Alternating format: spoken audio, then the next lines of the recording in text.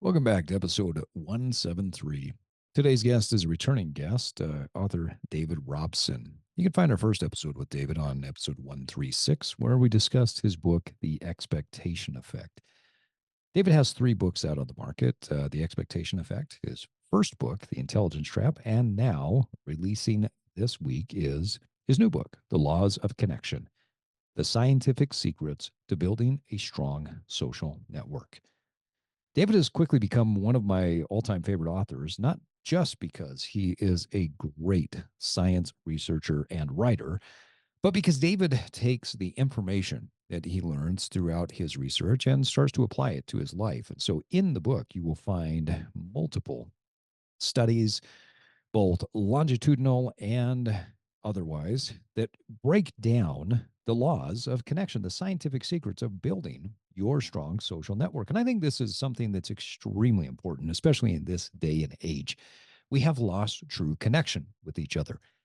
In this episode, we discuss the challenges that come with making connections, especially in our adult life, because the soil may not be as fertile as when we're young and we're packed into a class with 30, 40, 50 people in our elementary, junior high, high school, or even college courses. David's research was extremely impactful in this book on me in several ways, and we discuss some of the impact points that it hit for me and him as well. So, without further ado, I want to reintroduce you to David Robson and the Laws of Connection. Welcome to The Evolved Man, where we are at war with the mediocrity of modern man. The Evolved Man is for men like you who are willing to be strong, open, and aggressive learners. Men who are not afraid to disrupt and change.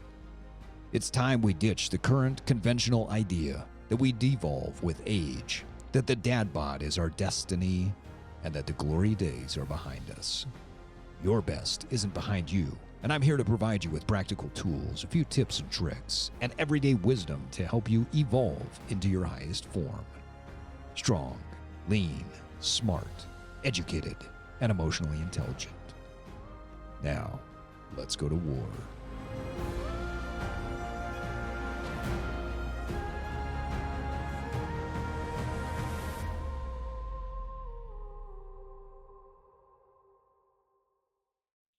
Well, David, thank you for coming back. As you know, I'm a big fan of your writing. And for our listeners who have not heard our previous conversation about your book, The Expectation Effect, they can find that episode on 136.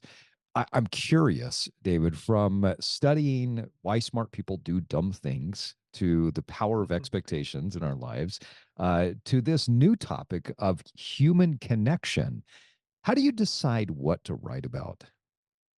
I mean, I guess like in science, there's this kind of like saying, especially in psychology, that research is me search. And I guess I like that. Yep. like for each of these topics, they're like kind of quite personal. This is the most personal yet. You know, I've been very shy as a teenager and in my 20s. Working as a journalist actually helped me to become more socially confident. But Mm. it always been kind of in the back of my mind, like what does it mean to have like real, true social connection? Like how can we make that process easier? Like it's very common for people to feel lonely. Around 50% of people report feeling lonely fairly regularly in their lives. Some people have extreme loneliness. For other people, it's probably just occasional periods, but it still can feel very unpleasant. And most people want, even complete extroverts kind of do feel that they want closer connections to certain people. So I was super fascinated by kind of how what psychology could tell us about how to ease that process, how to build that connection that we all crave. I think you do a great job in your book of explaining and breaking down not only the different mechanisms, but helping to create a connection with the reader that this is everybody experiences this at least some point in life, this lack of connection. And I think that as social media and the digital presence that we have with other people has made this difficult. for us to connect, right? Maybe even more difficult, I think, than when I was a kid, because it's not as easy as just going and knocking on the door and saying, "Hey, you want to go play basketball or whatever," like we did when when we were kids. So I think you do a great job of walking readers through with both a scientific basis, but also this sense of empathy that hey, we're in this together, and we can. These are not these skills are things that can be developed. Um, as I mentioned earlier, I think on our previous podcast, one of the things that I really enjoy about your writings is you write about things from a scientific perspective. You write about things from a reporter's perspective, but you also do a really nice job of peppering in your own personal experience. So I'm curious, just right off the bat, what was the biggest takeaway from your book for you? Hmm. Yeah, I mean, like I kind of really try to apply everything I learn and everything I write, especially in my books, to my own life. So it's kind of tried, it comes from, robust scientific research, but then I kind of road tested it myself to check that it's practical. And so there's so much for me to choose from. But I think like the kind of one thing that I really took away and I would just love to spread to kind of everyone I meet is just this basic idea that we're often overly pessimistic about our capacity to connect. And you see this time and time again. It's a really common cognitive bias that we have. And so many of our interactions that we just underestimate other people's willingness to bridge the divide between us, if only we give them the opportunity to do so. And so, like, all of the book is looking at this from different angles and explaining how we can encourage those opportunities and make more of them.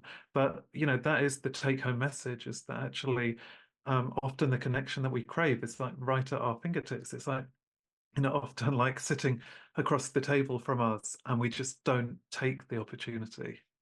Yeah, I've got to be honest, I really resonated when you talked about that we often underestimate how others how much others like us. I mean, that's something that I walk away and I'm like, yeah, the person probably didn't like me. It just kind of Mm, is what it is. And I so that was pretty fascinating for me. One thing that I'm curious about, as we get older, there seems to be this almost guilt and shame that we are looking for friends when we're older, right? It seems like it's more natural, or that, by the time we reach a certain age, that we should already have friends and connections. And that's not always the case. So, how does building connection later in life differ, if it does, from when we're adolescents? mm. I mean, so social connection is essential at all ages. And so that was another one of the inspirations of my book, was all of this research showing that social connection can be incredibly healing for the physical body. It sounds kind of woo-woo, but it's not. It's all based on really robust evidence from hundreds of studies that people who have a strong sense of connection with the people around them tend to, live longer. They're protected from all kinds of diseases, including those of aging, like cardiovascular disease or Alzheimer's. So, creating connection is especially important when we're in kind of middle age or later in life. But I think you're right. We carry this kind of shame around, thinking that, if we haven't got like a fixed social network, by 40 or 50 or 60, then it's kind of too late to build that. And I think this shame is totally it's unproductive and unnecessary. Like most kinds of shame are actually, because it's absolutely natural that as we move through life, people move away. We move further apart from people who even live close to us, like emotionally speaking, like we might just find that our interests have diverged. We have inevitable kind of fallings out with the people around us, and sometimes it's hard to kind of heal those fractures in our relationships. So social connection isn't something that you can just kind of fix at one point in time and guarantee that it will last for the rest of our lives. It's a very um, fluid thing. In much the same way that, like if you work out all the time, you can't just stop at 50 and assume that you're going to stay in shape for the rest There of you your go. life. Yeah. So it is, we definitely we lose our confidence as we get older, I think, in our ability to build new friendships. And I think partly that's because we're just not presented with so many ready-made opportunities that we might have had when we were younger. Right. At kind of school, at college, university, in your first jobs, you're kind of thrown together with new people who are all in a very similar stage in their life. And it's natural that you're going to start building friendships with them. Everyone's got kind of more free time at that point, fewer family responsibilities. I'm not saying it's easy because I don't think it is easy even at that age because we carry these kind of psychological barriers, but there are more obvious overt opportunities and the context just feels right. Whereas later in life, maybe, you don't find so many people who are in exactly the same position. And so you start to feel a lot shyer, a lot more. We're kind of lost for ideas of how to connect, and that's what I think I wanted to show in my book is that there are always opportunities, no matter kind of what stage of life you're at. There are always opportunities to find new people who quite quickly can become very important in your life. Yeah, it seems like we have to have a more surgical approach to it, right? It got me thinking as I've been reading your book and preparing for this conversation. Yesterday my son graduated from high school, and the graduating class was close to 600 people. And so when you think about what fertile soil that is for making social connections, I mean, you've got just in your class close to 600 people that you could throw a stick at and probably hit one and become a friend with. Whereas I can't remember the last time that I was in any type of entity or organization where there were 600 people to choose from to say, I'm going to go develop this friendship. So I think that's one of the Right. things that was pretty powerful for me in the book is just saying this perspective that as we age, our skills need to improve. And we also need to look for opportunities to create this connection. I also want to go back to what you were discussing before about the power of relationships related to health. For our listeners, can you explain what the Almada 8 is and why you disagree with C.S. Lewis's statement that friendship is unnecessary, it has no survival value, rather, it is one of those things that gives value to survival? Right. I mean, I agree with C.S. Lewis in that I do think that social connection gives value to survival. What I disagree with is the fact that it's not essential for survival, Mm-hmm. because it really is. Like he was totally wrong in that regard. Right. And that comes from like just an understanding of human evolution. Like quite early on in our kind of evolution from other primates, like in the human line, we started living in bigger and bigger groups. And we started pooling resources and relying on others for our protection from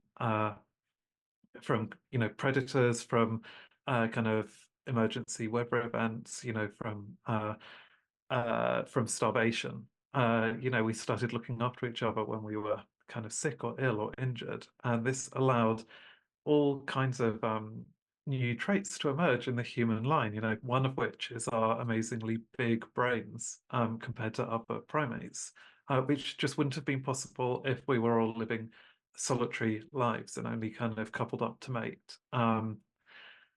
Now, as a function of this, we actually started evolving um, kind of like an early warning system for when our social connections were threatened, and that is the feeling of the painful feeling of social exclusion, that kind of Mm. social pain that I think is familiar to all of us. Whether you've been through a relationship breakup or you've lost your best friend, or you're facing a family estrangement. It feels like physical pain, and there's actually overlap in the brain areas that deal with both kinds of pain because it's telling us, the same way that physical pain teaches us that our body is injured and we need to find some way to rest and heal. The social pain is telling us that we need to maintain those connections. We have to tend to them if they're under threat. And at the same time, because we were relying so much on other people to protect us from predators, when we feel socially excluded, you actually start having a physiological reaction that will help you to deal with all of these new threats that you're going to face when you're excluded. So you're more likely to be injured or wounded and to get a bacterial infection in one of those wounds if you're isolated compared to if you have your group to defend you. So our bodies adapt to that to kind of preempt those potential injuries with things like increased inflammation, which will help to be a first line of defense against those bacteria that might infect our wound, and kind of it increases blood clotting agents, which will help the wound to heal and reduce the risk of serious blood loss. So that's happening in our body every time we feel lonely. And if it happens just kind of periodically for very short amounts of time, that's not so dangerous for you. Like that's why it evolved, because it was good for our short-term survival. But if you're feeling lonely day after day after day and you're lacking social connections, so you're ramping up the inflammation, you're ramping up the blood clotting factors, well, that puts you at risk of all kinds of diseases, that kind of chronic exposure, which is why it's linked to things like cardiovascular disease and Alzheimer's disease, which in both cases, we know that like inflammation is a major risk factor. Um, Right.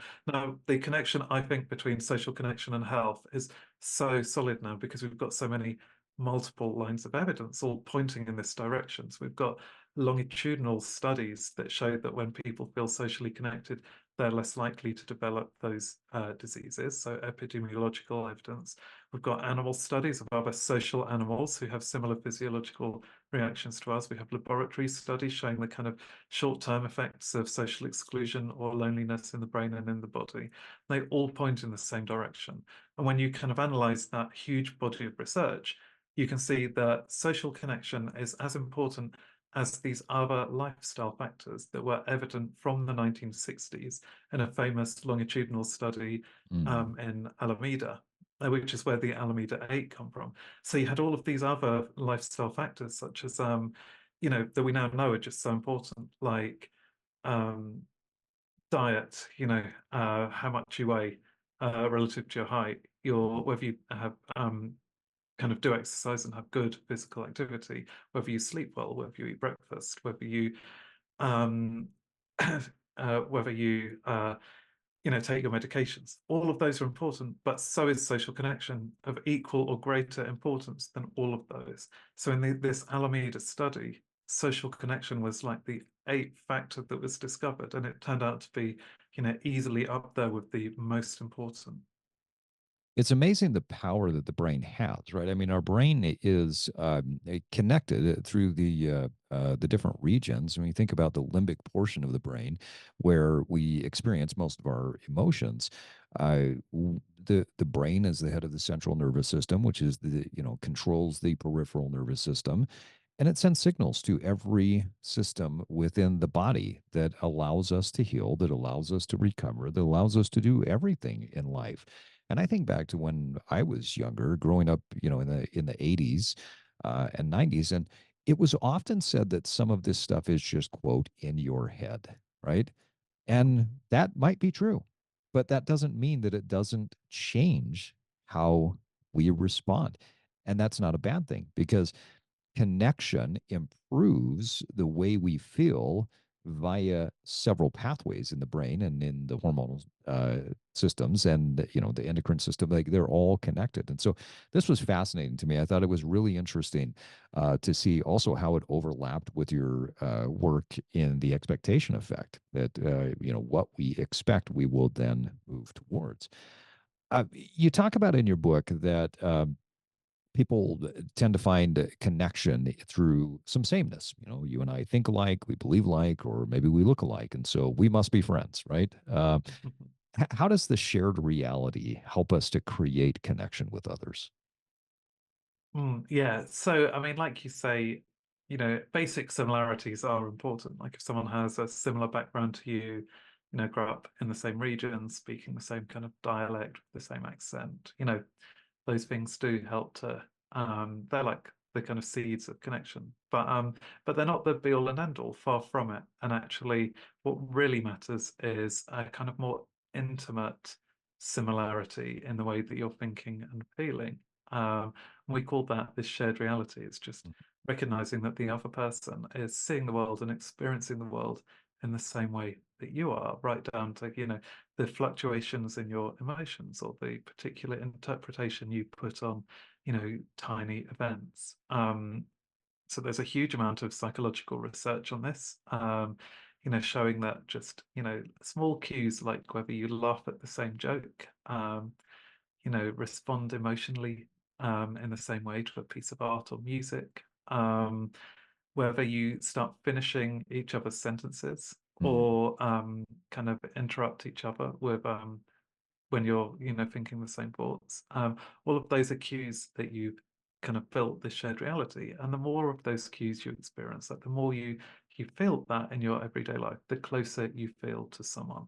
And those small intimate cues can be more important than some of the kind of big issues that you're facing. So your political beliefs, do matter. Like a Republican is more likely to be friends with Republicans than a Democrat. But a Democrat is more likely to be friends with a Republican if they also, do have that sense of shared reality by having the same interpretation of, say, an emotional event, a joke, a sunset, whatever. If they have that intimacy in their thoughts and feelings that kind of overrides the kind of broader political worldview that they have, which I think is very powerful and kind of it makes me very optimistic. But what I really love about this research is that, you can move from these kind of psychological questionnaires and experiments, and you can actually look at people's brain activity. Mhm. So This you was can put fascinating. them Yeah. yeah, so you can kind of get them to view like a load of clips on YouTube of, like a comedy routine, music video, documentary, just loads of different stuff. And you see that if people share similar brain activity to the same events in those clips, so the same regions are lighting up at the same time, um, from that you can predict who's going to be better friends with who. And I see that we call it interbrain coupling. I see Mhm. that as being the kind of neural substrate of a shared reality. It kind of is what's helping these people to connect is the fact that their brains are kind of on the same wavelength, almost literally. Isn't it funny how none of that really? I mean, if we strip away the titles of you're Republican, you're Democrat, like we strip all of that away and we just look at what that shared reality is, it doesn't really matter what we classify ourselves as or identify as. We can all experience that same, shared reality. Like I think of some of my best friends. We come from very different backgrounds. We may have different political views. We may have, you could stand us side by side and look and say, wow, you guys are totally opposite. And yet we share so much of that shared reality because of some of the interests that we have, or we get hit in the same way with humor, or we are stimulated and fascinated by the same art or books or whatever it is. And I find it fascinating. I think you referenced this a little bit in the book where talking about the political climate and Republicans and Democrats, they tended to want to think of the other person as smarter if they identified as the same as them, same political party. Mhm. But we strip all of that away and it doesn't matter, right? We can still share the same connection because it's not about a title or a name, is it? No, exactly. And, I think like polarization kind of occurs when we forget that we might have a shared reality on so many other areas of life, that Right. the political viewpoints are like an important part, but they're only one part of our kind of consciousness, and actually we might be able to connect on so many other areas. And once we recognize that shared reality, that we are still interpreting the world in the same way on a kind of moment by moment level, then we might also find it easier to discuss those political views, and we might be, because we can be more constructive, we can find that actually maybe there are still points of agreement that we can then build on, and that just by understanding the other person's point of view, and kind of really recognizing that they're coming from maybe different values to your own, but values that are still valid. I think that can contribute to so much more constructive discussions. Well, it allows us to come together in a way that the narrative is not the thing driving us, and it's more about where are those similarities.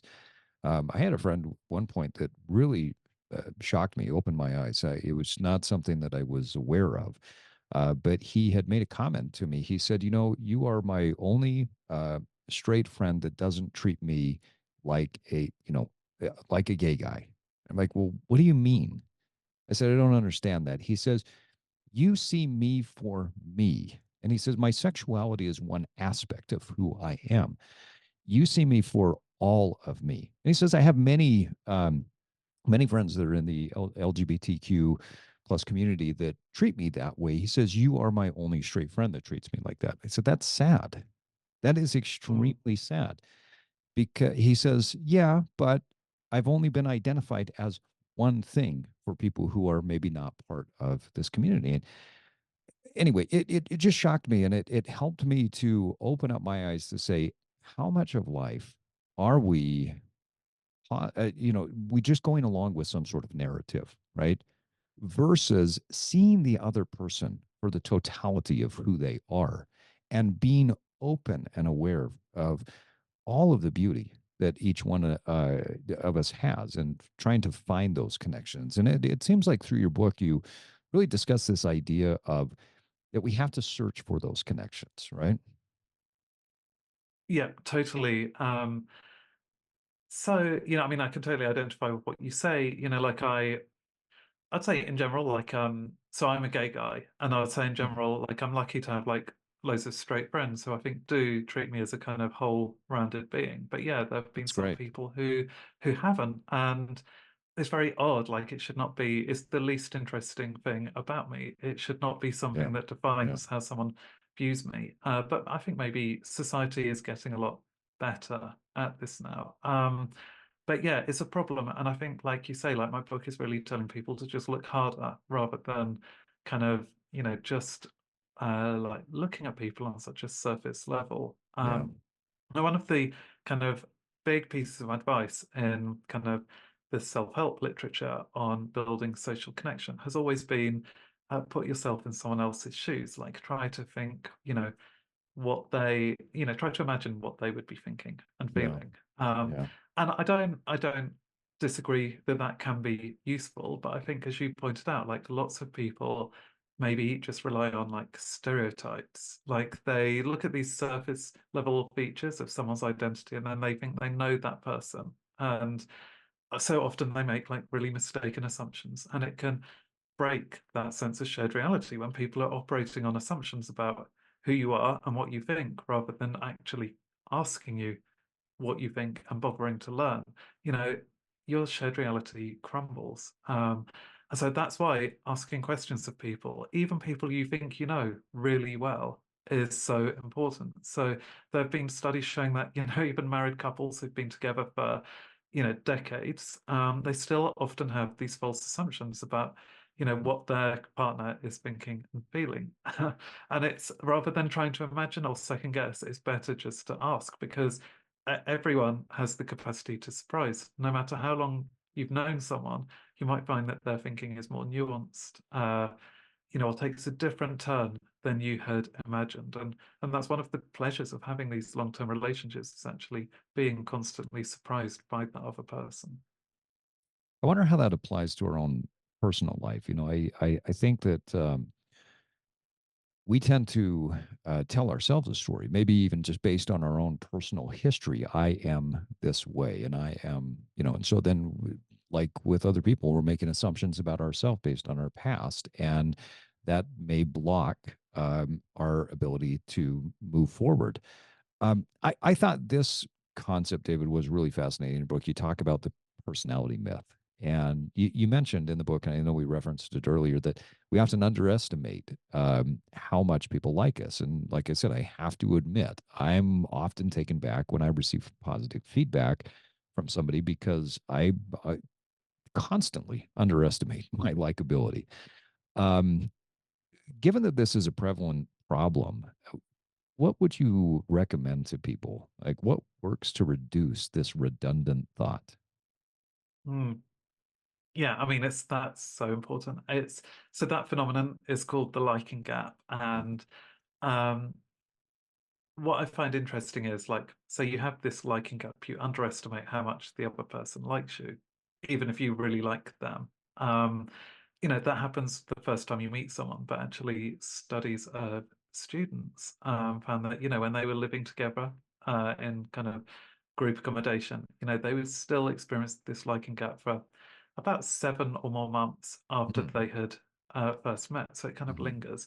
And I think that actually takes us back to what you were saying, what's the difference between kind of making friends when you're older compared to when you're younger. Well, actually, those students, had that time together where they were, living, on campus. They had that time where they could get over the liking gap and eventually realize that the other person liked them just as much as they liked the other person, and they could build that kind of new friendship from that. And it took time for them to overcome those assumptions. But like older, when you're older, later in life, you're not thrown together in the same way. So the liking gap can just be a big barrier to connection because if you have a great conversation with someone, you feel there was that rapport, but then you start second guessing it. That just dissuades you from kind of asking to meet up again, like exchanging phone numbers, asking for a collaboration at work. And so we just kind of go our separate ways and we don't build on what could have been a really great friendship. So overcoming the liking gap is really essential, especially as we get older, but even I would argue for those students, because it would just accelerate the formation of those friendships. Now the research suggests that just kind of being aware of this, I think can help. But what you really need to do is kind of to practice making friends as well. So it's not something that we necessarily do as much as we could do.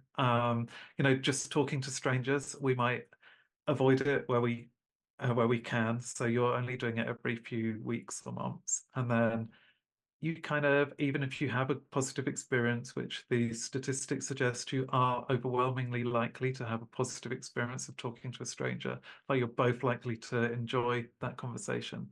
You kind of forget that the next time you do it because enough time has passed. So you need to be really proactive in looking for opportunities to practice your social skills and to remind yourself of the fact that your expectations are overly negative and to then recalibrate those expectations.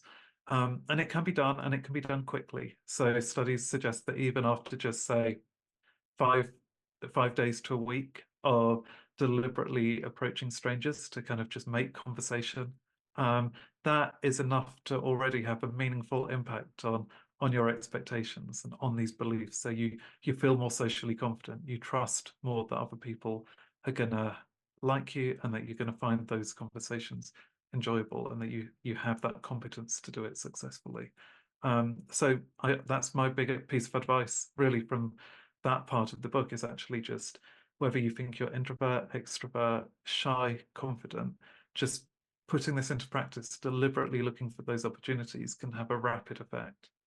I thought that was a fascinating piece to the book when you discussed that more often than not, we leave those initial interactions and we are so satisfied and it's far more enjoyable than what we initially thought. There's some fear and apprehension in meeting other people and getting to talk about it, but most people report that the satisfaction level is so much higher once we do that. Yeah. And I think it's great advice. The more often we meet people and we do that, we improve our skills. What's your recommendation? I mean, if somebody's listening to this and they say, "Yeah, that sounds great, David, but I don't get out in social situations, and so where can I go? How can I meet people without, being the weird guy that just walks up to somebody in the coffee shop?" Or like, how do people get started? How do they overcome Yeah. those fears? What would you recommend? Yeah. I mean, like I think like kind of taking up new hobbies and interests, going to like Mm. an evening class or, taking up a sport, all of these things can definitely help. So I think it's quite nice often, like it definitely helps our confidence if there is a context in which it's kind of to be expected that you're going to make small talk. So if you have this kind of new club or whatever that you're a member of, it feels a bit more natural. It's a But little having more said like the that, in shared these, reality piece, right? yeah, Yeah. exactly. Like you Mm. already have something to talk about. But having said that, in these studies of people talking to strangers, they literally were just like talking to like a fellow commuter on a train Mm. or someone next to them in the coffee shop, or they just approach someone in the park with like a cute dog and were like just started talking about asking the dog's name, breed, all of that. So like, and that worked really well. Like that, it was in those situations where the people were really reporting like having enjoyable conversations and very satisfying experiences. So it is possible. You just have to kind of overcome those initial nerves. It really helps to have like what we call in psychology implementation intentions. And so rather than just having Mm. the vague Mhm. kind of idea, oh yeah, I should be more sociable, you pick out specific instances where you're going to enact this. So if I see someone struggling with their shopping at the supermarket, I'll offer to help them to carry their groceries. Or next time I'm in a coffee shop, I'll just strike up a conversation with the person next to me. So just identifying the situation and how you're going to go about that just makes the behavioral change so much more likely. Those are great suggestions, and I love that yours is focused in just a simple interaction, whether you're at the coffee shop or whether it's helping and serving another person. We do crave these. I mean, I bought some new shoes recently that I wore to the gym, and I can't even count the number of people that came up to me and told me that they liked my shoes, and we just started conversation. I felt so great. I wore those shoes every day for the next week. And then when people stopped talking to me, I was online looking for other shoes that I could wear where people would come up to me and just, Yeah. introduce themselves. Because I met several people by just wearing a pair of shoes. And it, it caused me to pause and think, wow, we really do crave this. I know I crave that. But I also enjoy it when I initiate that conversation. I'm curious, I think many people have heard of the illusion of understanding, but I think you in your book you talk about the illusion of transparency, which I thought was fascinating. Can you talk about the illusion of transparency and what that illusion causes? Yeah, I mean, so I guess like the researchers seem to have been inspired by Edgar Allan Poe's story, The Telltale Heart, which I Mm. kind of love. And it's like the protagonist in that because he knows his guilt at this murder, he assumes that the other people around him are reading all of these signals from him and that they can hear the beating heart that he can hear, when actually it's his own heart that he's hearing like bumping in his ears. But that is a very, very typical pattern of behavior that we just assume that our emotions or our intentions are just so obvious to other people that they're going to pick up on them really easily without us explicitly saying what we're feeling or what we mean. So they've scientists, tested this in all kinds of ingenious experiments. They kind of tested it with people who were told to kind of tell lies to other members of their group, and they just assumed that they would be detected straight away because they felt guilty. So they thought they had all of these kind of psychological, tells in their body language that other people would pick up on, but no one could tell whether they were Mm. lying or telling the truth. They tried it when people were told to kind of mask their feelings about food that they're eating. So they had like some like foul tasting, like brine water from I think it's from like preserved olive leaves or something. And they had to pretend that they were enjoying like a really pleasant drink of like like a cherry flavored Kool-Aid. And again, they thought that their disgust was like written all over their face, that people would easily be able to tell like what they were drinking and whether they liked it or not. But no one could guess any better than chance. It was just their feelings just weren't visible. they did another experiment, where they were kind of taking this test in a class, and there was like cheating going on, and they each person didn't say anything, but they assumed that their disapproval and outrage would be obvious to all of the classmates. Again, it wasn't. So the whole class kind of allowed this kind of cheating to continue because they all thought that they were making enough of a stand by not saying anything, but just by kind of giving disapproving looks, but just no one noticed that they were doing that. So that's the illusion of transparency. You can see it then also in the words that we say. We kind of just assume that people understand kind of our intention when often we're kind of surprisingly vague in what we're saying. And it's a real problem for connection because, um, if you think like in a positive scenario, like your kind of joy at seeing another person, you might just think that it's so obvious you don't have to actually tell that person that you're really enjoying their company, but they Right. don't know that. And so I Yeah. think that contributes actually to the liking gap that we spoke about because each person is assuming the other person knows how much they like them, but they don't. They're not focusing on the same cues at all. Conversely, I think it can we can feel more isolated and lonely when people aren't noticing what we're feeling if we're kind of stressed or unhappy because we assume that other person knows and just doesn't care. But often they will they have no reason to believe that anything's wrong in your life unless you actually speak up and say.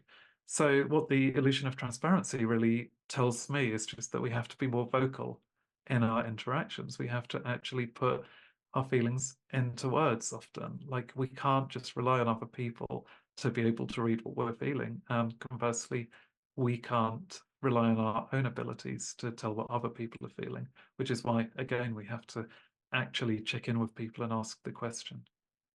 I think it's fascinating for everyone, but I especially resonated with it because I got diagnosed with ADHD later in life, and looking back, I think, wow, that makes a lot of sense, right? But one of the things that I have learned as I have looked historically at my life, but also read the research about ADHD, is that people with neurodivergent brains, they tend to uh, assume more because of the intensity of the emotions that other people can just read. And so it's like what you're talking about, the illusion of transparency almost gets blown up 10 times, right? And so I lived in that space many times in life, thinking, well, how do you not know what I'm thinking? And I hadn't accurately communicated what my thoughts or what my feelings were. And so that was very, very powerful to read how broad that gap is. Fascinating. I'm curious, how does stress affect egocentric thinking? Yeah, so I mean, it's sadly kind of ironic that when we might most need to be able to take other people's perspectives, we're less able to. Mm, So stress, feeling under pressure, these things can make you more egocentric. And the reason for that is it's actually cognitively pretty difficult to be considering other people's points of view, to be working out, what they can, what they already know, what they don't know, what they can see, what they can't see. And so anything that's kind of taxing the brain and reducing our overall cognitive resources is taking those resources away from our theory of mind, which we need to overcome our egocentric thinking. So when you're feeling stressed, that's when you're maybe less capable of taking on board what other people might be thinking. But even if we're totally chilled, even if I think like neurotypical people just generally vastly overestimate the accuracy and reliability of their theory of mind. And it's mm. just not, you know, just because you have the ability does not mean that you're using it regularly. Yeah, that's a great point. So, what are some of the mental mistakes that we make when we're stressed? I mean, I think, there's loads of them that are all kind of egocentric. So like the illusion of understanding that you mentioned earlier would be one of them. And, that is just when we kind of think that other people can kind of read what we're saying, even when it's very ambiguous. And I mean, or even when there's no reason at all to believe that they would be able to. Like there was a great study from the University of Chicago that looked at uh, native Mandarin speakers from China and native English speakers from the US, neither of whom could speak each other's languages, and they just got them to kind of read out sentences. And they asked, like, how likely is it that the other person is going to understand what you say? Like, it was multiple choice questions, and they're like, how likely is it that the other person is going to pick the right answer? And both sides kind of imagined that people would understand what they were saying better than Mm. chance, Mm. even though they're unrelated languages, and there's no reason to believe that you could understand like completely different vocabulary, grammar, pronunciation. It's just baffling to me, but I think like, I've seen enough people on holiday who will talk to someone in another language, like very slowly and loudly, as Yes. if that alone is enough. And like, I'm not, it is possible often to Mhm. communicate with, say, a minimum vocabulary, with pantomime, with gesture, with Right, all of right. that. But this was, lacking all of those other potential cues.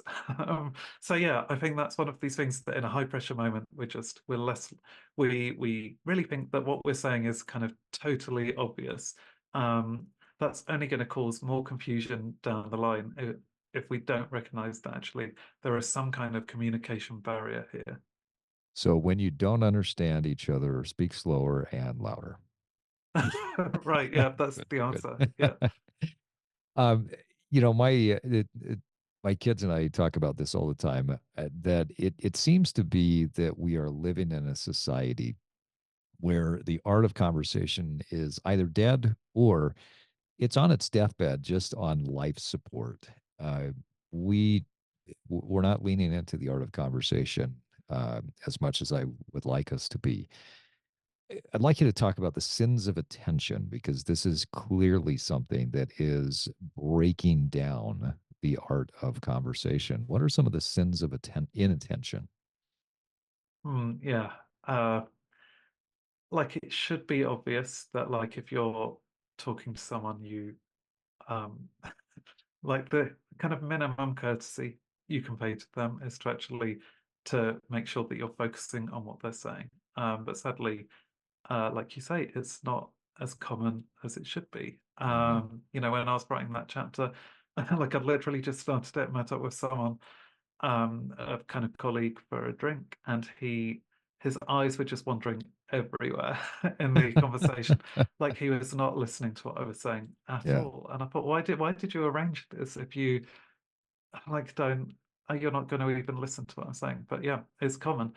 Um, that's quite an extreme case, but I think often we are paying attention, but we're just not showing it in the right ways. So I found this quite illuminating that you can show your attention to people in lots of different ways. Like you could like just nod your head, with good body language, like lean forward. You can use these what are called paralinguistic cues. So that is like murmuring. They're not words exactly, but you're like, yeah, you know, kind of interjecting at the right moments. Mhm. Or you can be really explicit, like you can say like, oh yeah, I really agree with what you've said. You might reiterate, paraphrase what they've just said. You might give your own experience or an observation. You might ask a follow-up question. Um, Now, the research suggests that we rely just too much on those body language and paralinguistic cues. And again, it's egocentric thinking. It's like we know that we are paying attention, and we assume that then with just those little cues that the other person is going to know that we care about what they're saying, that we're curious. But they don't, because we could easily fake that. Like I think we've all known conversations where people are kind of you know, they couldn't repeat what you've said at all, but they've just kind of paid lip service to it by kind of nodding or Yeah, kind of acting. murmuring yes. Right. Yeah, it's acting, everyone does it a little bit, but that breaks down the shared reality because when you start having these doubts, like were they actually paying attention or were they acting? Like you just don't know. Whereas Mhm. if you use those explicit linguistic cues, like if you actually do ask that follow-up question, that shows that you were paying attention and it shows that what they were saying was really meaningful to you. Um, and sure enough, then that is the kind of thing that fosters greater connection. Technology, you know, is a bad one for Mm. making us, is another sin of attention, is phone snubbing or phubbing, they call it, or Yep. also the iPhone effect. People have got their phones on the table, they're like, you're talking, they're constantly like pressing refresh or like checking their notifications. That again erodes this shared reality. So my advice would really be put your phone in your bag, kind of make eye contact, um, use those paralinguistic cues if you have to, but also then um, paraphrase what people are saying and ask those follow-up questions. Like that's really what shows that you're engaged and that you really care about forming that mutual understanding. I can't remember what the stat is. I'm curious, and you probably know, but there was something that I read sometime back that said that if you have your phone on the table when you're at a meal together, that there's a certain percentage likelihood that you are less engaged, even just by having it on the table turned Yeah, over versus putting it in a bag, having it out of sight, out of mind. I can't recall what that is, but anyway. yeah. No, yeah, definitely I've come across that study. I can't remember the exact figure, but yeah, it definitely does reduce the quality of the communication. And sometimes I think, like again, like these good general rules to follow, but sometimes it might not be possible. Like, your Sure. wife might be pregnant and you're like waiting for a call to Right, say she's right, gone into labor. Like, right. that is totally acceptable. You might be waiting for like a really important work email that, means that you're gonna get promotion or, be made redundant. Again, it's absolutely understandable that your attention is going to be distracted. But again, we need to be explicit about that. I think people will be Communicate. Yeah. so understanding if you just say, like, if you just ask, like, can I have my phone on the table because I'm expecting this important call? What that does is just reduces the self-doubt of the other person. It means that they don't have to worry that they are being boring or that you don't care about what they're saying, because you've got a good reason there. Yeah, you're setting an expectation. I think that's appropriate. Right. I'm curious to get your thought on this because your story about going out with your colleague really made me it flashed back to something that I can completely relate to. Several years ago, I was working for a company, and there was about I don't know, half a dozen of us or so that went out to dinner together, and we had been invited by the bosses to go out to dinner. We get there, and we're having what I thought was a very engaging conversation.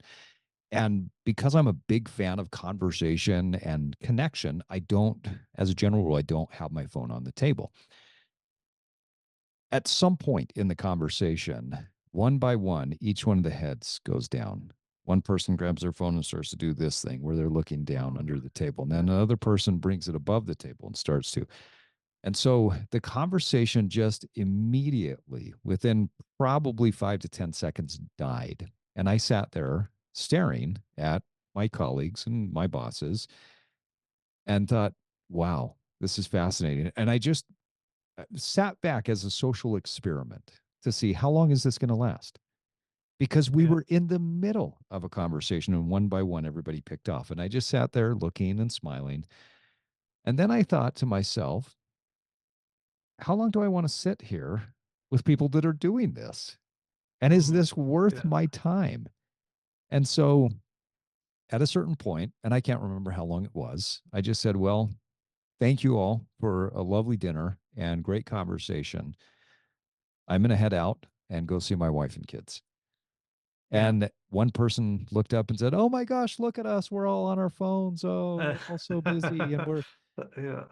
And I excused myself and I left. And that's like indelibly in my brain. I don't know if I handled it the right way or not. I don't know Yeah. if how I felt about it at the time, other than I thought it was curious. I thought it was rude. I mean, there's many different ways that I think I probably felt or thought about it, but I'm not sure that I really identified that too much. I'm curious though, if you were in that situation, knowing what you know about connection, how would you handle that? Yeah, interesting. Um, Yeah, I mean, I think it's a totally reasonable response is to just, you know, if a conversation isn't kind of going the way that you want, is to just kind of leave it. You can Mhm. reconnect with those people another time. Sure. Yeah. like, but there's no, if you feel that you're kind of not getting enough out of the conversation, yeah, I think like just kind of cutting it short is like politely, is Mhm. the right thing to do. I mean, I think I probably would have kind of stuck around, but it would depend how long it went on for. I mean, I do think like it's perfectly possible that once people have, you know, it's a difficult, like it's like a kind of black hole. That once people are like on their phones, they Yeah. really struggle to Yeah. pull themselves away again. And that's when, yeah, I think you're totally right. You should leave. Yeah, it's a tough one. I mean, I think, it is fair also to just say, like, guys, can we actually talk? Like, we haven't seen each other for ages. Yeah. But, that can have like it can generate a little bit of friction, and sometimes it's just not worth that. Yeah, I question it at times. Did I Yeah, handle it right? And not that it was a big deal in my life, right? But for some yeah, reason, that has stuck with me as a question of, okay, if it happens again, what do I do, right? yeah, Um, for our listeners who are not aware of I don't know if I'm saying this right, Hazlitt's law or Hazlitt's law, yeah, Hazlitt's law. Hazlitt's Yeah. law. What is that?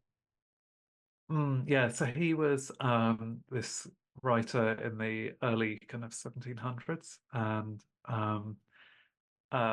he spoke about one of his acquaintances, a painter, who just like in conversation, he just made everyone feel amazing.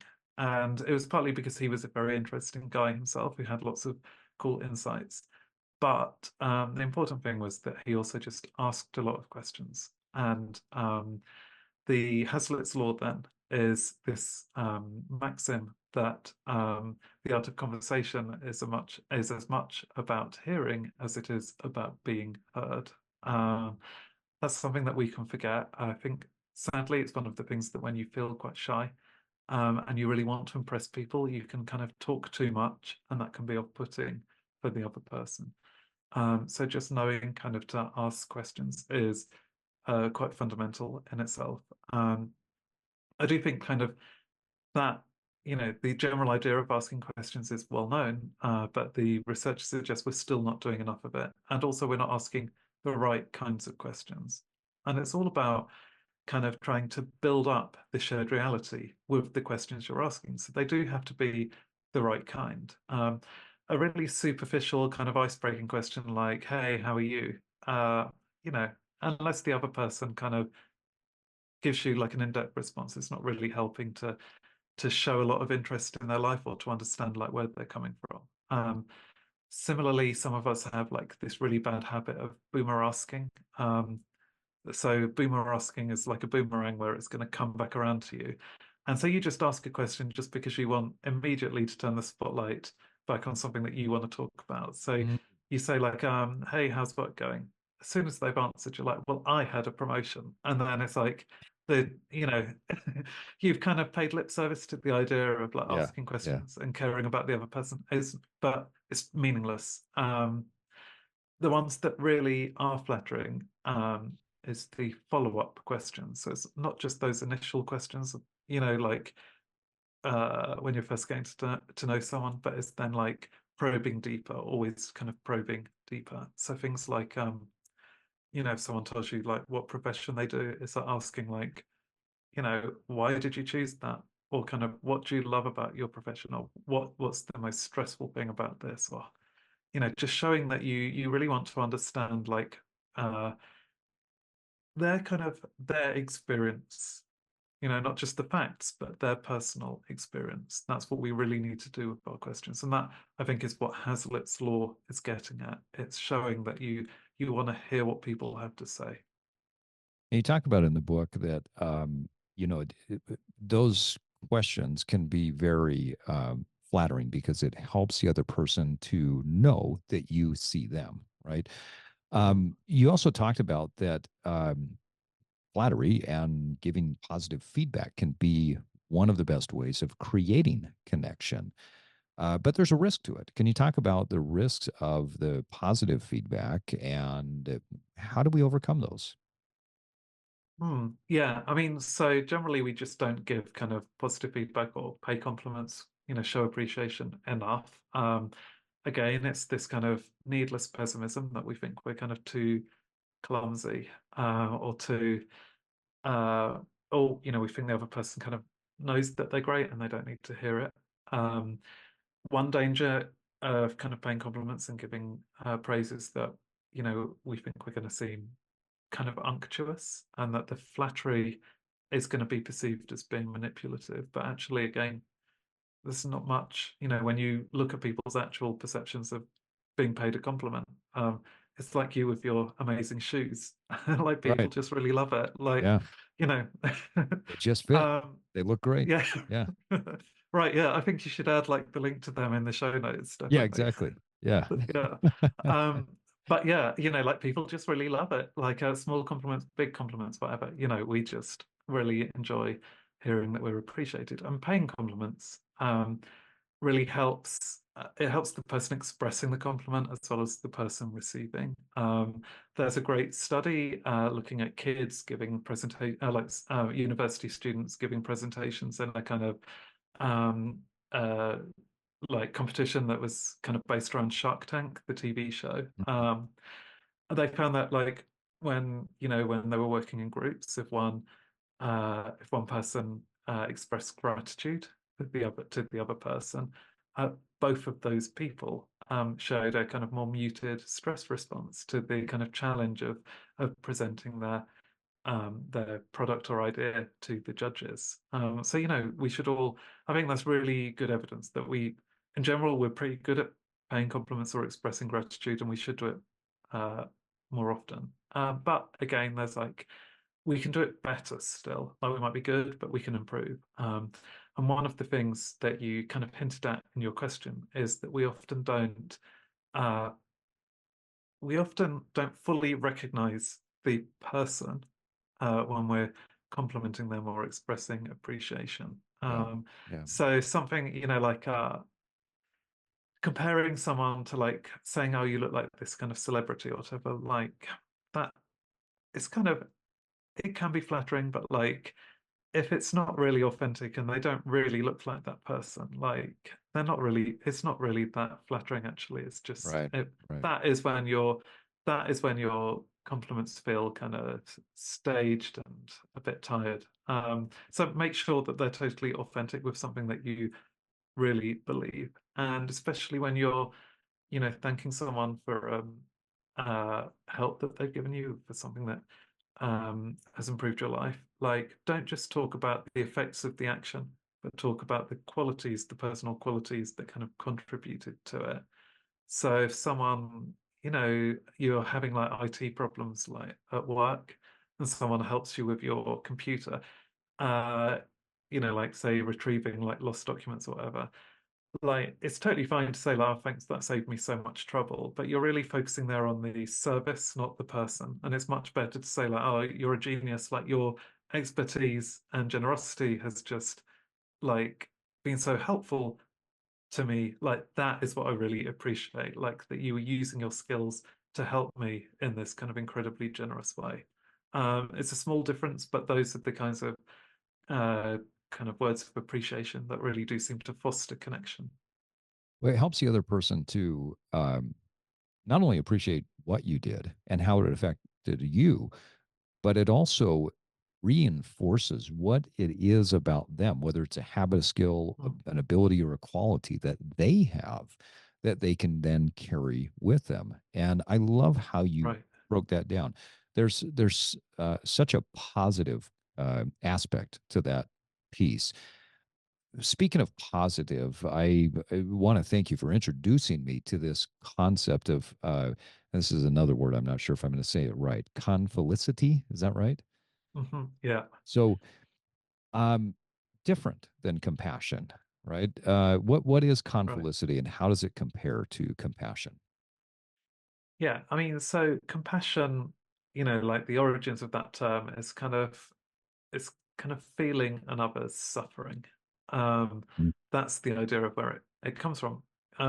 Incidentally, I mean, compassion is great. Like, I mean, it really is important for building connection, and it, more compassionate people actually have better personal well-being because they do have better relationships. I'm not knocking compassion, but Right. Right. we do tend to kind of focus on that. You know, it's great to show empathy for people, to help them when they need support. Like all of that is fantastic.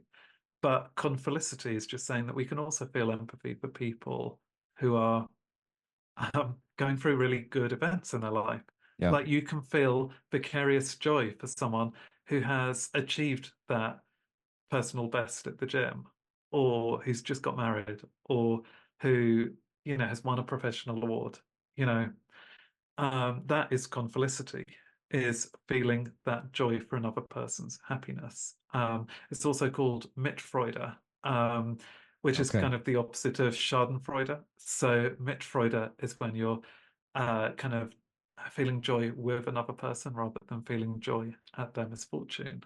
Um, so Mitfreude, confelicity, however you want to label this, is just a neglected emotion that can enhance connection. And it should change the way that we talk about our own uh, kind of positive experiences, because often we hide our success. We, like we don't want to seem like we're bragging. So we just don't mention the things that are making us happy and that we're proud of.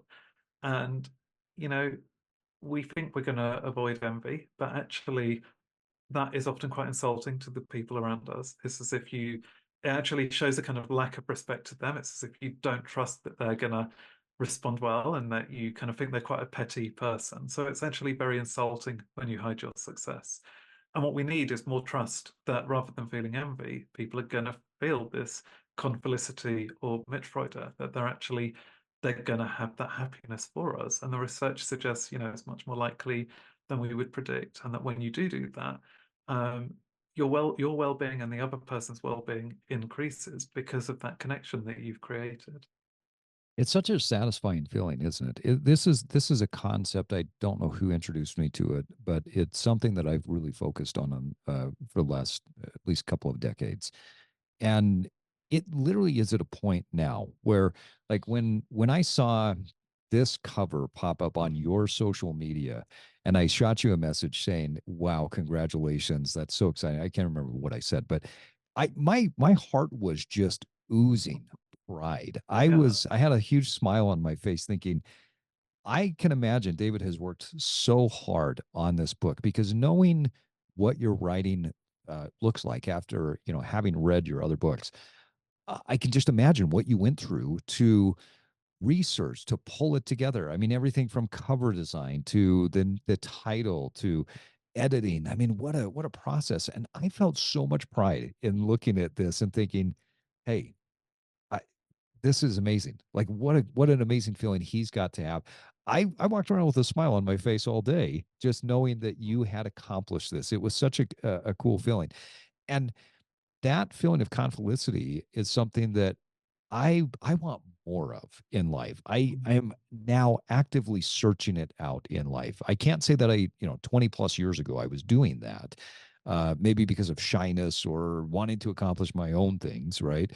But I almost feel like I get more satisfaction off of sharing in other people's excitement than I do in my own.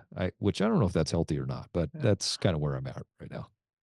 Yeah, no, I think it's really helping. Yeah, I mean, so thanks first of all for like all the kind of things you said. But yeah, it is like you say, like you can feel like your heart is bursting with your happiness for another person. And sometimes I think like it can, like you say, it can actually be more satisfying to see someone else's happiness. Because I think when we feel kind of happiness at our own achievements, like often it can be tempered a little by like a kind of fear of failure following that, Mm, or kind yeah, of embarrassment, like yeah. it can be complex. There's a great essay by Zadie Smith on joy, where she describes it as feeling quite a precarious emotion. But Mm, when you're just feeling happy for someone else, like mm. you can really bask in their happiness and enjoy it. And that really means a lot to that other person, like knowing that you feel like that. Knowing that that someone's experiencing that confelicity, it really is one of the best ways of exhibiting that shared reality. Yeah, it's a great feeling. It's something I am it's a drug I am actively seeking on a regular basis. And so I appreciate you introducing that in the book and mapping that out a little bit more. Well, David, I know we're coming up on our time, and I want to thank you so much for coming on today and talking about the book. One of the things that as I mentioned before, that I find fascinating about your work is that you are a writer who does a significant amount of research, and then you also research it by testing these things on yourself.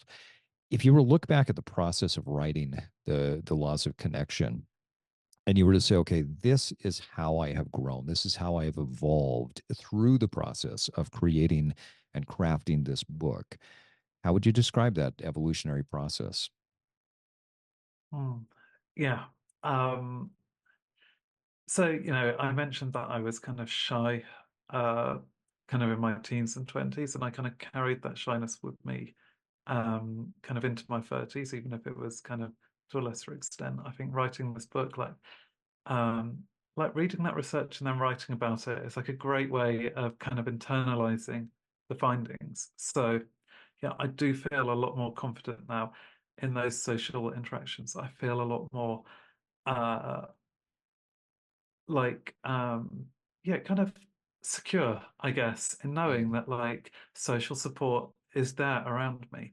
And one of the unexpected side effects of that, I think, is that I guess in the past I'd had some kind of social connections, like uh, with like family members and friends, that were maybe like less than ideal in that they were, sometimes maybe a little bit toxic. And so it's a maybe a surprising side effect of this process is that actually with some of those people I've been able to change the interactions and we get on better.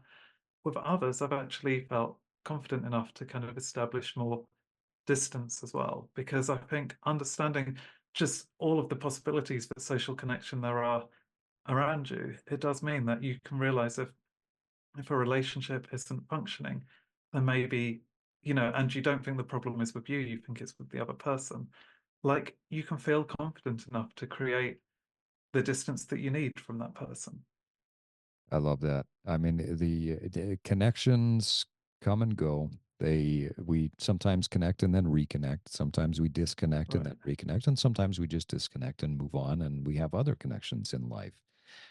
What a beautiful way to put it. The book is The Laws of Connection: The Scientific Secrets of Building a Strong Social Network. The author is David Robson.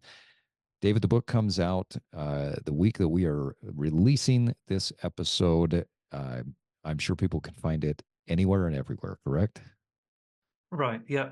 Anyway, you buy your books normally, you can get a copy of The Laws of Connection. I do include a few links to kind of to Amazon, but also to like indie bookshops, like just a few possibilities that you could use on. They're all on my website, davidrobson.me. But yeah, it should be available everywhere. You also write for some other publications. You publish your own work, your articles here and there. So if anyone is not following David on social media, if you're not on David's website, I would highly recommend it.